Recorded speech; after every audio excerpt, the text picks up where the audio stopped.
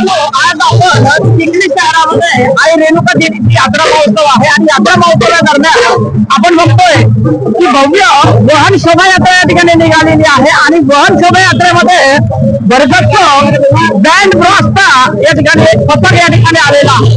कलाक्षेत्र काय आहे आणि कलाक्षेत्राच्या माध्यमातून आपण काय करू शकतो आणि आजकाल आपण डीजे बघितले, परंतु जे पारंपरिक जे वाद्य आहे ते वाद्य या ठिकाणी आपण जर मनाला जर या ठिकाणी आपण जर कानाला जर ऐकलं तर आपल्या सोबत काही कलाकार आहे. आपण कुठून आलात? आंतरखेडकर. अच्छा, बरं काय सांगणार, आज हे किती वर्षापासून वाजवत आहे?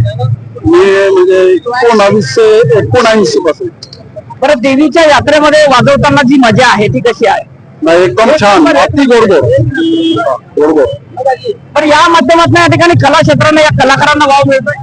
डीजे संस्कृतीच्या या माहोल मध्ये आज पारंपरिक वाद्याला कुठेतरी चालना आणि संस्कृतीचं जतन व्हावं म्हणून ही जी पारंपरिक वाद्य आणि ब्रास बँड आंतरखेडकरची मंडळी जवळपास 40 वर्षापासून दरवर्षी चैत्राच्या यात्रेत अंबिका ब्रास बँड आपली सेवा देत असते. विविध ठिकाणी ब्रास बँड येत असतात आणि आपल्या या डीजेच्या संस्कृतीमध्ये ही वाद्य संस्कृती कुठेतरी टिकली पाहिजे, जपली पाहिजे म्हणून ही आज यांची कितीतरी 2 पिढ्या 3री पिढी या क्षेत्रात कार्यरत आहे.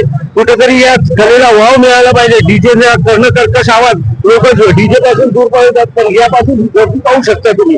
ही गर्दी या ब्रास बँड मुळे बोलवली जाते आणि तुम्ही जर डीजे जर मोठ्या जी संस्कृती असं वाजवल्या जाते ते कुठेतरी दूर पळायला पाहिजे. ही संस्कृती टिकली पाहिजे म्हणून ब्रास बँड वाद्य संस्कृतीसाठी जर वाव मिळायला असेल तर या कलाकारांना कुठेतरी आपण प्रोत्साहन दिले पाहिजे. म्हणजे कलेची विद्या देवताची सरस्वती आहे ती प्रसन्न या ठिकाणी आपल्या समाजाला बिलकुल बिलकुल 100% महाराष्ट्रामध्ये सर्वात जास्त जर पाहिले तर आमचे अण्णाभाऊ साठे समुदायाचे जे लोक असतील हे फक्त वाद्य संस्कृतीमध्ये पारंगत आहे. मी कोणत्याही कलेचं शिक्षण न घेता आपल्या फक्त जे माशीच्या पिल्लाला पोहणं शिकवता येत नाही त्याप्रमाणे आमचे जे बांधव आहे हे आपल्या कलेवर प्रामाणिकपणे कार्य करतात आणि त्या कष्टातून मेहनतीतून फक्त ग्रामोफोन असेल, रेकॉर्डिंग असेल त्या माध्यमातून सुरू करतात.